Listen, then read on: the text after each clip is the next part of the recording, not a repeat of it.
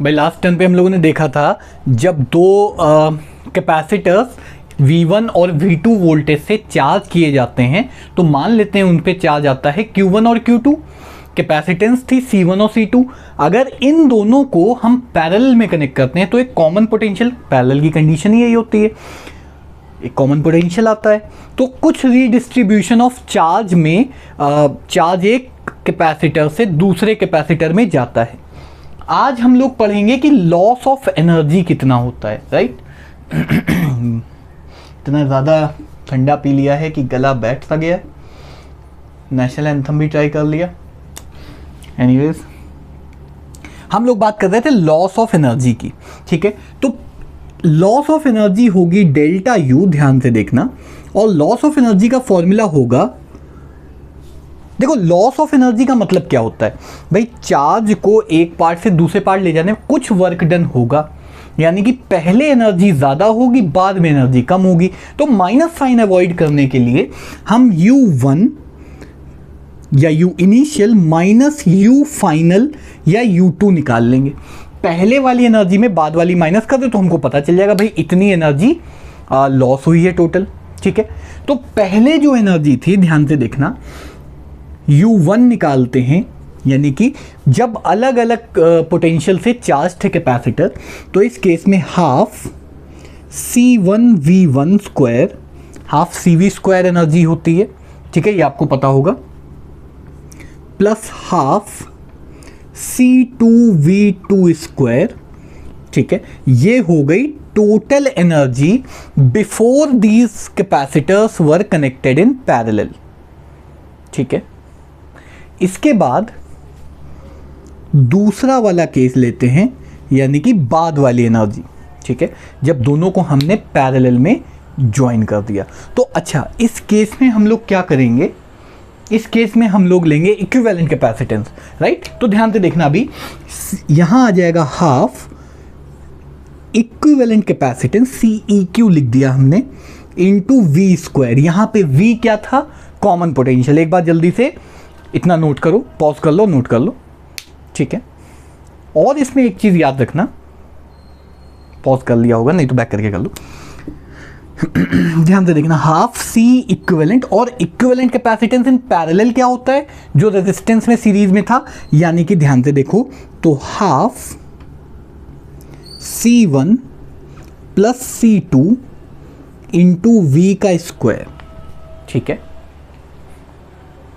बहुत सिंपल। अब एक काम करते हैं हम लोग, V की वैल्यू आप लोगों को याद होगी, यहाँ पे लिखते हैं सिंस, जो हमने पिछले लेक्चर में देखा था कि कॉमन पोटेंशियल का भी एक फॉर्मूला निकाला था रीडिस्ट्रीब्यूशन ऑफ चार्ज के पहले।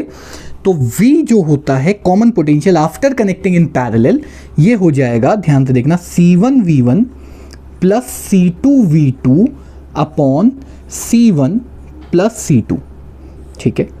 ये फॉर्मूला अगर ये वैल्यू निकाल के हम V में रख दें तो हमको बहुत आसानी से, थोड़ा सा मतलब मैथ लगा के आसानी से हमें लॉस ऑफ एनर्जी की इक्वेशन मिल जाएगी। देखना ध्यान से, तो अगर मैं U2 निकालूं यहाँ पे, तो ये हो जाएगा half C1 plus C2 into C1V1 plus C2V2 का whole square upon C1 plus C2 का होल स्क्वायर, ठीक है भाई। इस पूरे का स्क्वायर रखोगे ना तो V स्क्वायर ऐसा हो जाएगा, ऊपर नीचे स्क्वायर अलग अलग लगा लो, और ध्यान से देखो C1 प्लस C2 से स्क्वायर कैंसिल हो जाएगा, तो हमारे पास जो बचेगा वो होगा, यहाँ लिख लेते हैं, हाफ C1V1 प्लस C2V2 का square upon C1 plus C2। बहुत सिंपल, नीचे वाला स्क्वायर कैंसिल हो जाएगा। पॉज करो, पहले यहाँ तक समझो, ठीक है, और इसको नोट करो। अब इतनी मेहनत कर ली है तो अब एक काम करते हैं, यहाँ पे से पहले तो लाइन खींच लेते हैं, ठीक है, ताकि हम लोग अलग अलग समझ पाए। इस वैल्यू, इस इक्वेशन में, यानी कि डेल्टा U में हम U1 की वैल्यू ये और U2 की वैल्यू ये रख देते हैं, ठीक है। यहाँ पे होल स्क्वायर है, याद रखना होल स्क्वायर का फॉर्मूला क्या होता है। तो ध्यान से देखना, U1 जो है ये हो जाएगा हाफ, ध्यान से देखेंगे, C1V1 square plus C2V2 square, हमने हाफ दोनों से कॉमन ले लिया है, ठीक है, 1/2, राइट, और माइनस लगा दिया, ठीक है। माइनस के बाद वाला काम थोड़ा सा ट्रिकी है, यहाँ पे अब पहले इसकी वैल्यू रख देते हैं, यानी कि हाफ, थोड़ा सा छोटा लिखेंगे ताकि आ जाए पूरे में, C1V1 प्लस C2V2 का whole square upon C1 plus C2। 1/2 दोनों में कॉमन आ रहा है, ठीक है, बहुत आसान है, हाँ भाई पूरा आ ही रहा है, तो 1/2 दोनों में कॉमन आ रहा है, तो डेल्टा U की जो वैल्यू होगी, ध्यान से देखना, हमने हाफ कॉमन ले लिया, ठीक है, और यहाँ पे अगर हम एलसीएम ले लेते हैं, तो एलसीएम लेना सबको आता होगा, ध्यान से देखना, C1 प्लस C2 मल्टीप्लाई इसमें होगा, यानी कि C1V1 का स्क्वायर प्लस C2V2 का square minus C1V1 plus C2V2 का होल स्क्वायर। चेक करो, बहुत सिंपल है। यहाँ पे एक चीज़ मैंने गलत लिखी है, गलत नहीं, मिसिंग है, तो यहाँ पे हम पहले इसको ब्रैकेट लगा देते हैं, ठीक है। तो यहाँ तक पहले आप लोग पॉज करो और नोट कर लो, बहुत आसान है, बहुत सिंपल तरीके से होगा आंसर आना। अंदर इसको मल्टीप्लाई कर देंगे और यहाँ पे स्क्वायर खोल देंगे, ठीक है। तो डेल्टा U जो है लॉस ऑफ एनर्जी, लॉस लिख रहे हैं इसलिए फाइनल माइनस इनिशियल नहीं किया है, अगर हम ये लिखते चेंज इन एनर्जी तो फाइनल माइनस इनिशियल करते, ठीक है। तो भाई हमने हाफ कॉमन ले लिया, अब भाई देखो अब आता है असली जिसको हम कहते हैं युद्ध का माहौल। C1 का मल्टीप्लाई था, तो ध्यान से देखना, C1 स्क्वायर V1 स्क्वायर, ठीक है, ऐसे ही C1 का मल्टीप्लाई इधर प्लस C1 C2 V2 का स्क्वायर, ध्यान से देखो, C1 C2 V2 का स्क्वायर, ठीक है। अभी हम अंदर वाले ब्रैकेट खोल लें, ऐसे ही प्लस इसका मल्टीप्लाई करते हैं, C1 C2 V1 का square plus C2 square V2 square. तो भैया इतनी मेहनत करके हमने ये जो पहले ब्रैकेट में लिखा है ना C1 प्लस C2 और multiplied by C1 V1 square plus C2 V2 square, अभी ये केवल एक्सपैंड किया है, फिर लगाएंगे माइनस, ठीक है, माइनस यहाँ पे लिख देते हैं। अब यही ब्रैकेट कंटिन्यू हो रहा है, अब बाहर भी लगा सकते हो, यहाँ लगा दो, कोई दिक्कत नहीं। ध्यान से देखना, C1 V1 यानी कि A square plus B square plus 2AB, तो ध्यान से देखना A स्क्वायर प्लस, क्योंकि माइनस लगा था तो सारे साइन माइनस के हो जाएंगे, चलो अच्छी बात तो है कि अंदर प्लस वाला स्क्वायर है, C2V2 A square plus B square plus 2 C1 C2 V1 V2, देखो A square plus B square plus 2AB, आराम से समझते चलना है, कोई जल्दीबाजी नहीं है, ठीक है। 2-3 घंटे में समझो, कौन मना कर रहा है, कर पाओ तो जल्दी कर लो। कुछ कटेगा, काटने में माहिर है, कटवाने में बड़ी दर्द होता है हम लोग को, ये कट गया, ठीक है, ये कट गया, ठीक है, और यहाँ C1 C2 C1 C2 C1 C2 common आ जाएगा, ध्यान से देखना। तो डेल्टा U जो है ये बन जाएगा 1/2, तो पहले से लिखा हुआ था, अंदर बचेगा, ध्यान से देखना। अगर हम डायरेक्टली यहीं पे कॉमन ले ले तो जल्दी हो जाएगा हमारे लिए काम। C1 C2 कॉमन ले लिया तीनों पार्ट से, अंदर क्या बचा, V1 square plus V2 square minus 2 V1 V2, और ये भी देखा देखा फॉर्मूला लग रहा है, A square plus B square minus 2AB का। भैया सबसे कठिन यही डेरिवेशन है पूरे इसका, बस आप लोग जो एलसीएम लेते हो ना वो सही लेते चलो, ओके। इसके बाद तो सब थ्योरी आसान आसान चीज़ें, बस 2-5 मिनट की चीज़ें।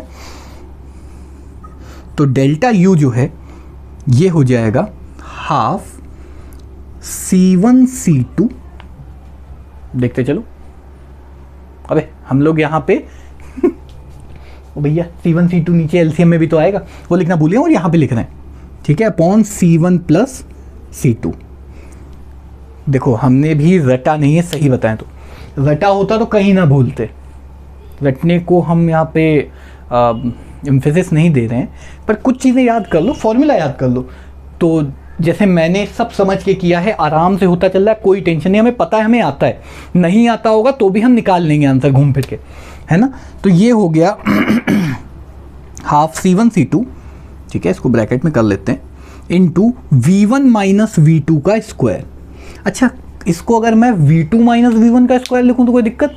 अरे भैया a square plus b square minus 2ab होता है, अगर b square plus a square minus 2ba लिख दें तो कोई दिक्कत? यानी a प्लस बी का होल, a माइनस बी का whole square is b minus a का होल स्क्वायर, ठीक, एकदम स्क्वायर है तो माइनस माइनस से कोई मतलब नहीं होता है, ये आपको समझ में आना चाहिए। तो यहाँ हो जाएगा V1 डिफरेंस V2 का स्क्वायर, ये डिफरेंस है, आप इसके माइनस भी लगा सकते हो, कोई दिक्कत नहीं। अगर मैथ इतनी नहीं समझ में आ रही तो आप माइनस लगा दो। तो this is the formula for loss of energy.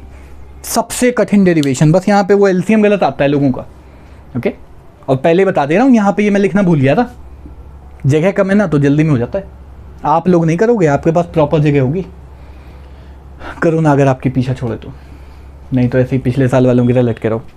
तो भाई जल्दी से इसको नोट कर लो, बहुत सिंपल एकदम, ओके। लॉस ऑफ एनर्जी क्या होगा? Half C1 C2 upon C1 plus C2, और आपको मैंने बताया था दिस इज सीरीज में इक्विवेलेंट और रजिस्टर वाला पैरेलल में इक्विवेलेंट, 1/C1 प्लस 1/C2 का इनवर्स रेसिप्रोकल बेसिकली। और ये है difference in potential, doesn't matter V1 minus V2 लो या V2 माइनस V1, स्क्वायर करोगे तो गायब हो जाएगा, ठीक है। तो जल्दी से इसको नोट करिए पॉज करके, मैं तब तक बोर्ड इरेज कर लेता हूँ। भाई ना, हमारा जो नेक्स्ट टॉपिक है दिस इज़ ऑप्शनल, ये बोर्ड एग्जाम्स में नहीं पूछा जाएगा, है ना। वैसे बोर्ड एग्जाम अगर हो जाए तो चाइनीज़ की कृपा रही थोड़ी सी। तो अगर हम आपसे ये बोलें कि एक ये पार्ट जेई और नीट में थोड़ा सा ज़्यादा आता है, मेंस वगैरह में, मतलब ज़्यादा नहीं आता है बट आता है, तो हम लोग इसके बारे में थोड़ा डिस्कस कर लेते हैं। मैं यहाँ पे लिख देता हूँ this is optional, okay, optional. Life में आपको बहुत ज़्यादा चॉइस मिलेगी नहीं, इसीलिए कह रहे हैं पढ़ाई लिखाई कर लो, वरना जिससे चॉइस नहीं होगी ना उसी से शादी करनी पड़ती है। खैर यहाँ पढ़ाई की बात करते हैं हम लोग, तो हम लोग ऑप्शनल चीज़ की बात करते हैं, ध्यान से देखना। फोर्स बिटवीन द प्लेट्स निकालना है। अच्छा सोचो, पहले दोनों प्लेट्स एकदम चिपकी हुई थी, ठीक है, जैसे कोरोना से पहले हम लोग, पढ़ाई से तो कभी नहीं चिपके हैं, ठीक है, पर मान लो दोनों चिपकी हुई ऐसे, हमने मेहनत करी, फोर्स लगाई कांस्टेंट, और धीमे धीमे इनको दूर ले जाके डी डिस्टेंस की दूरी पे रख दिया, ठीक है। तो फोर्स का जो फॉर्मूला होता है, या वर्क डन का फॉर्मूला लिख लो, आसानी रहेगी। तो वर्क डन का फॉर्मूला होता है फोर्स टाइम्स डिस्प्लेसमेंट, और जितना वर्क करोगे उतनी ही इसमें क्या स्टोर होगी? एनर्जी। भाई एक फॉर्मूला हमने पढ़ा है एनर्जी का, हाफ CV स्क्वायर, और अगर हम इसमें C को रिप्लेस कर दें, ठीक है, तो C होता है, आपको याद होगा Q इक्वल CV होता है ना, तो C इक्वल्स Q/V होगा, ठीक है। तो इसमें अगर हम रख दें half Q/V into V square, तो स्क्वायर से ये कट जाएगा, तो U का जो हम फॉर्मूला यूज़ करेंगे वो हो जाएगा 1/2 Q इंटू V, और जितना वर्क डन उतनी ही एनर्जी होगी, ठीक है। तो ध्यान से देखना तो हाफ Q इंटू V, ध्यान से देखेंगे, equals F into displacement, force into displacement, assuming force धीमे धीमे कांस्टेंट लगाई हमने, राइट। अगर यहाँ पे मैं V की जगह, हमें याद है ना कि अगर इलेक्ट्रिक फील्ड कांस्टेंट होती है जो दोनों के बीच में होती है, तो हम लिख सकते हैं ग्रेडियंट ऑफ वाला वो एक फॉर्मूला, थोड़ा सा दिमाग तो है नहीं, खैर जो भी यहाँ पे है, जो कुछ भी है, या दिमाग जहाँ कहीं भी लगा हुआ है वहाँ से वापस बुला लो, घास चलने गया होगा। और अगर हम लोग V की जगह E इंटू डी लिख दें, अरे भैया हमने पढ़ा है ना,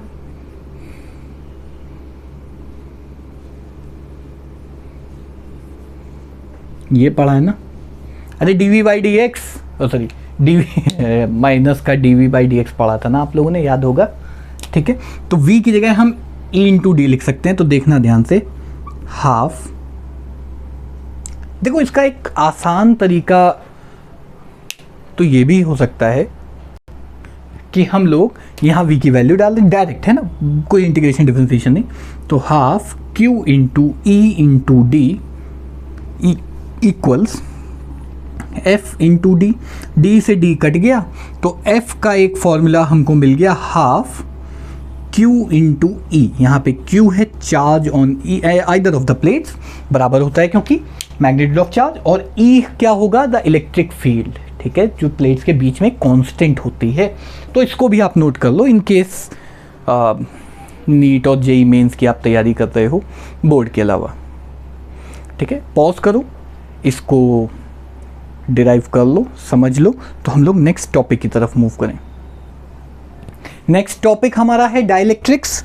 डाइलेक्ट्रिक्स देखो वर्ड दो चीज़ों से मिलके बना है, दो चीज़ों मतलब दो वर्ड से मिलके बना है। संधि विच्छेद कर देंगे इसमें हम, जिनको हिंदी नहीं आती है, आजकल बहुत लोगों को नहीं आती है। संधि विच्छेद मतलब हमने इसको दो पार्ट में या दो से ज़्यादा पार्ट में डिवाइड कर दिया, ठीक है। तो डाइलेक्ट्रिक का मतलब होता है, डाई मीन्स दो और electric means electrical properties, basically electric field होती है। तो डाइलेक्ट्रिक अगर मैं डिफाइन करूं तो सबसे आसान डेफिनेशन, इंसुलेटर होते हैं डाइलेक्ट्रिक, ध्यान से समझना, all insulators are called dielectrics.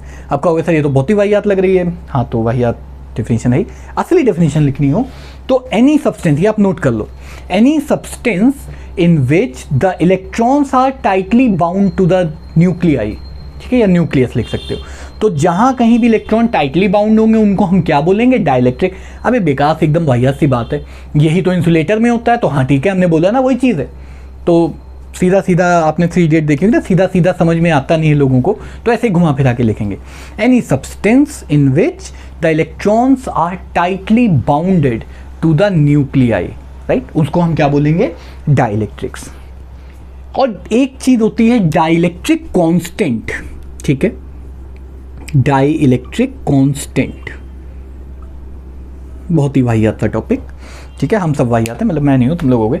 तो हम लोग डाइलेक्ट्रिक कांस्टेंट की बात करते हैं। कभी कभी ऐसा लगता है खुद ही के जोक पे हंस के एक दिन बेहोश हो जाएंगे। तो डाइलेक्ट्रिक कांस्टेंट बहुत सिंपल है। तो सबसे पहले तो आप लोग हेडिंग डालो डाइलेक्ट्रिक कांस्टेंट,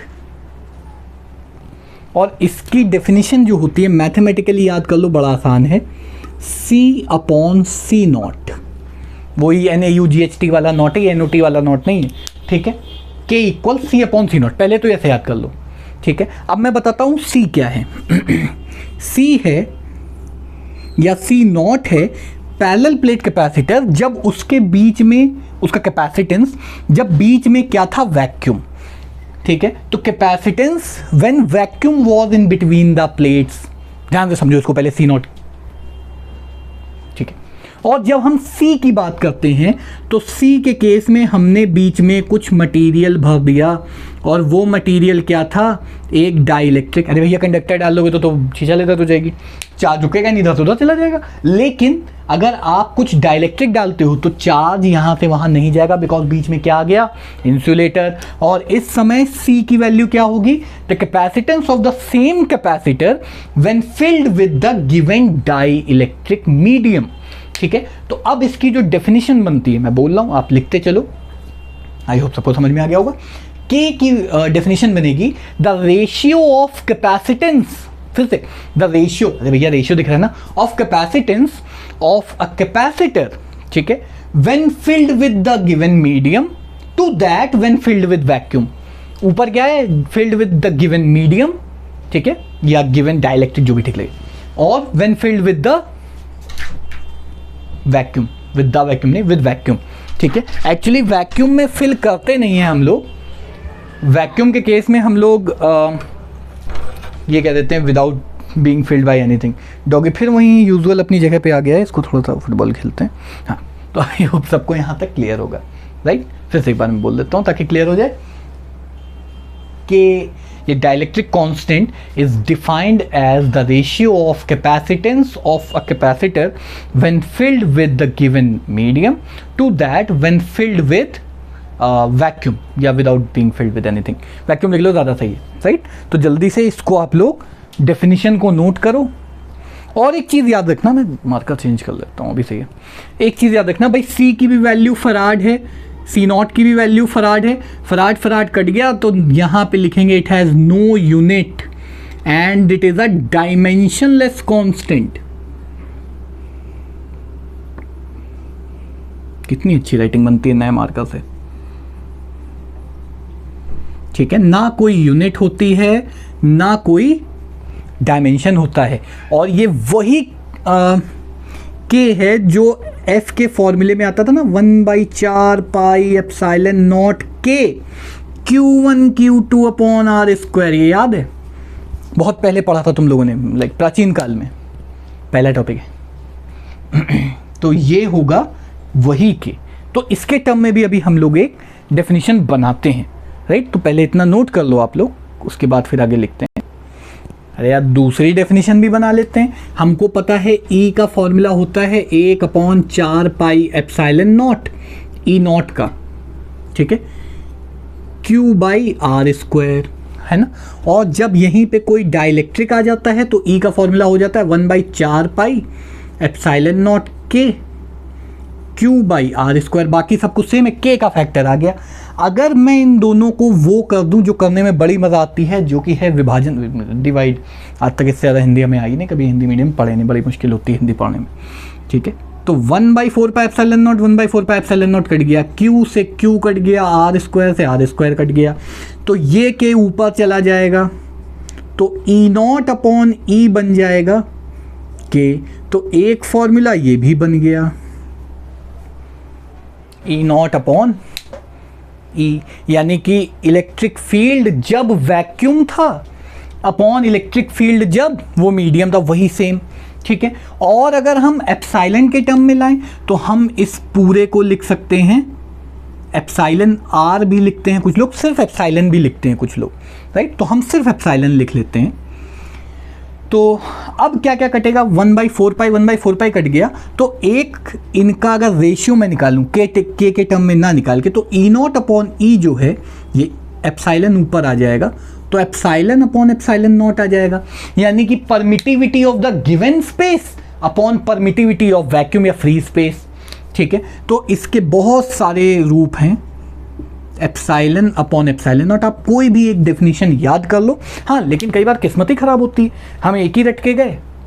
हम, मतलब मैं अपनी बात नहीं बता रहा हूँ, एक जनरल सिनेरियो बता रहा हूँ। मान लो हम एक ही तरह का रट के चले गए और पूछ लिया गया define dielectric constant in terms of permittivity, तब आपको ये डेफिनेशन लिखनी, कुछ खास निकालना नहीं है। डेफिनेशन में सिर्फ अंग्रेजी लिख के आ जाओ, और हो पाए तो मैथ भी थोड़ी सी लिख दो, अच्छी लगती, ठीक है। तो एक डेफिनेशन ये बनी, the ratio of electric field in vacuum to the electric field in the given medium, या फिर the ratio of permittivity in the given medium to the permittivity of free space, या परमिटिविटी इन नहीं होगा, permittivity of given medium होगा, that is better, ठीक है। और बाकी C और C नॉट के टर्म में, यानी कि कैपेसिटेंस के टर्म में, तो हमने आपको बता ही दिए, ठीक है।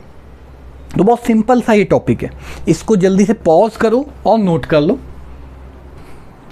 ठीक है।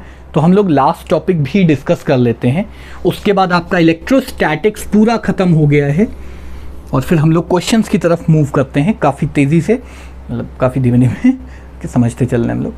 तो सबसे पहली चीज़ कि ये जो डाइलेक्ट्रिक्स होते हैं, तो कांस्टेंट भी हटा देता हूँ यार मैं, अच्छा नहीं लगेगा ना, ठीक है, ये भी हटा देते हैं क्योंकि मिट गया है। तो डाइलेक्ट्रिक को डाइलेक्ट्रिक कहते क्यों, अक्सर क्वेश्चन आता है why are dielectrics called as dielectrics. तो भैया मान लो हमारे पास एक ब्लॉक था, ठीक है, डाइलेक्ट्रिक का, कोई इंसुलेटर है, इसमें पोलैरिटी हो सकती है भैया कि मॉलिक्यूल्स हमारे पास जो हैं, जैसे HCl मॉलिक्यूल है, H+ और Cl- केमिस्ट्री में आपने बड़ी छीछा लेता देखी होगी। H2O होता है, वो भी पोलर होता है ना। NaCl होता है, बहुत सारे पोलर चीज़ें होती हैं। वैसे तो NaCl की बात अभी नहीं करेंगे। तो ऐसे बहुत सारे रैंडम ऑर्डर में सब कुछ है ना, इस तरीके से ओवरऑल जो अंदर इलेक्ट्रिक फील्ड है वो ज़ीरो थी, है ना। बहुत सारे हैं चार्जेस, रैंडम हमसे मतलब भी नहीं है, ठीक है। अभी हमने कोई इलेक्ट्रिक फील्ड नहीं लगाई, लेकिन अगर मैं एक इलेक्ट्रिक फील्ड लगा देता, ठीक है, तो ये है नो इलेक्ट्रिक फील्ड, ठीक है। हमने कोई भी फील्ड नहीं लगाई है अभी, तो अंदर भी कोई मतलब नहीं है। लेकिन अरे आप लोगों ने देखा होगा ना कि जब तक नेता लोग नहीं होते हैं तब तक ना तो हिंदू मुस्लिम सिख ईसाई होता है, ना कोई दंगे होते हैं, ना कुछ होता है। नेता लोग आ जाते हैं तो सब छिछले हो जाती है ना, तो पोलराइजेशन हो जाता है। हमने ऐसे इलेक्ट्रिक फील्ड लगाई, ठीक है, this is the direction of external field E. अच्छा अब समझना भैया, ये हो गया पॉजिटिव, ये हो गया नेगेटिव, ठीक है, पॉजिटिव इधर मेरा राइट वाला हैंड है और नेगेटिव मेरा लेफ्ट वाला हैंड है, किसी भी रैंडम ऑर्डर में थे, ये मूव नहीं कर सकते पर रोटेट कर सकते हैं। ओके, डाइपोल आपको याद होगा, इलेक्ट्रिक डाइपोल्स होते हैं ना, तो होगा क्या, जब मान लेते हैं इलेक्ट्रिक फील्ड मेरे राइट से मेरे लेफ्ट की ओर को ऐसे जा रही है, राइट, तो सारे positive charge along the field move करते हैं, negative charge opposite to the field move करते हैं, करना चाहते हैं। तो होगा क्या, अब ये चल तो सकता नहीं पर हाँ खुद को अलाइन कर लेगा, यानी कि सारे पॉजिटिव चार्ज इलेक्ट्रिक फील्ड की तरफ चले जाएंगे और नेगेटिव चार्ज उसके ऑपोजिट हो जाएंगे। तो होगा कुछ इस तरह का कांड कि पॉजिटिव नेगेटिव, ऐसे ही यहाँ पे भी पॉजिटिव नेगेटिव,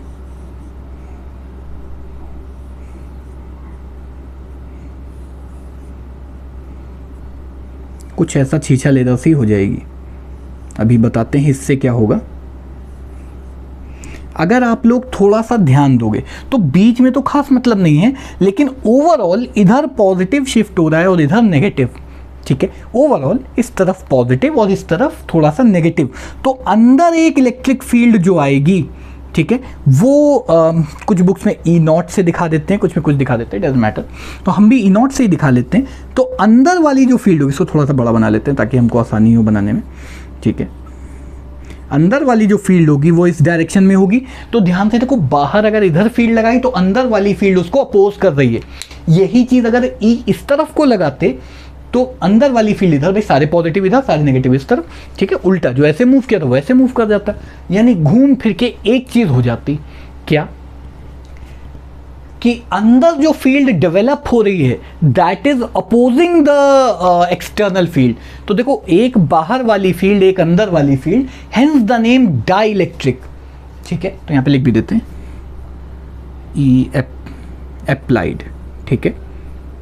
तो हम लोग इसको समझने के लिए तो ये तरीका है, अगर आपको 2 नंबर का क्वेश्चन आता है तो आप ये बना भी दो, इट्स बेटर, ठीक है। और लिखोगे क्या, मैं बोल देता हूँ, आप लिख लो, बहुत इंपॉर्टेंट चीज़ है कि इफ़ dielectrics are placed या kept under an external electric field, if dielectrics are placed under external electric field तो क्या होता है, then an internal opposing electric field, यानी जो भी बाहर वाली फील्ड अप्लाइड फील्ड उसके ऑपोजिंग एक फील्ड लग जाती है और इस फील्ड को हम क्या कहते हैं, इंटरनल फील्ड, ठीक है। hence there are 2 electric fields whenever external field is applied, that is why these substances are called dielectrics, right। तो मैंने एक आपको जिस्ट दे दिया कि आप कैसे लिख सकते हो, राइट। तो पहले जल्दी से अपने टर्म्स में, तो बैक करके आप लोग लिख लो, अपने टर्म्स में लिखो, इट्स बेटर। आई होप आप लोगों ने लिख लिया होगा। इतना बुरा डायग्राम मत बनाना प्लीज़, मैंने अभी अभी ध्यान दिया है, थोड़ा सा अच्छा डायग्राम बनाओ। ये ऐसा लग रहा है इस पर कोई बैठ गया था, मटीरियल ख़राब हो गया।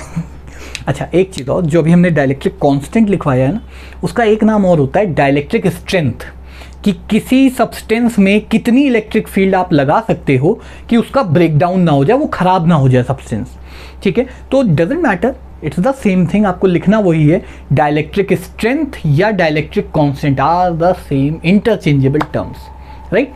तो यहाँ पे हम लोग इलेक्ट्रोस्टैटिक्स को कहेंगे गुड बाय, गुड बाय मत कहना प्लीज़, ओके। और के की कुछ वैल्यूज़ भी हम लोग लिख लेते हैं। तो जल्दी से, वैसे मैंने शायद लिखवाई, मुझे याद नहीं, मैं इसमें भी लिखवा देता। के की वैल्यू लिख लो, शायद मैंने लिखवाई, मुझे याद नहीं है। कंडक्टर्स के लिए इनफाइनाइट होता है, ठीक है, प्योर कंडक्टर्स के लिए इनफाइनाइट होना चाहिए, आइडियल कंडक्टर्स के लिए। और प्योर इंसुलेटर्स जो होंगे उसके लिए 0 होगा कि नहीं होगा, ये आप सोचो, आपके लिए छोड़ दिया मैंने। इनफाइनाइट क्यों होगा, देखो डाइलेक्ट्रिक का मतलब हम कितनी फील्ड लगा सकते हैं, बात समझना कि हमारे पास ये कंडक्टर था मान लेते हैं, ठीक है। मैं अंदर वाला पार्ट हटा देता हूँ तो थोड़ा सा हमको समझ में आ जाएगा। तो मान लेते हैं ये कंडक्टर था, हमने फील्ड लगाई ई। अब यहाँ पे जो चार्ज हमने दिया वो चार्ज डिंग डिंग डिंग डिंग डिंग पहुँच गया, यहाँ पे दूसरा चार्ज दिया वो भी डिंग डिंग डिंग डिंग पहुँच गया। जितनी इलेक्ट्रिक फील्ड लगाओगे चार्ज चलता रहेगा चलता रहेगा, तुम कितनी भी इलेक्ट्रिक फील्ड लगा लो चार्ज एक पॉइंट से दूसरे पॉइंट चला जाएगा, ठीक है। इसका मतलब कितनी भी इसकी स्ट्रेंथ, आप कितनी भी इलेक्ट्रिक फील्ड लगा लो, इसका डाइलेक्ट्रिक ब्रेकडाउन नहीं होता प्योर कंडक्टर का, ठीक है, जो एक्चुअली कुछ होता नहीं है। तो दैट्स हाउ के इज़ इनफाइनाइट, ठीक है, कॉमन सेंस नहीं आता है तो एक बार फिर से पढ़ना, नहीं तो आई एम देयर। तो will move on to the next unit when we study now, ठीक है। अभी तो फिलहाल कुछ दिन क्वेश्चंस करेंगे। तो next we will move on to the DC circuits and measurements, right? So that's it for today, that's it for this unit. आप लोगों को इलेक्ट्रोस्टैटिक्स से मुक्ति मिली। So bye bye, take care, let's meet on the next one.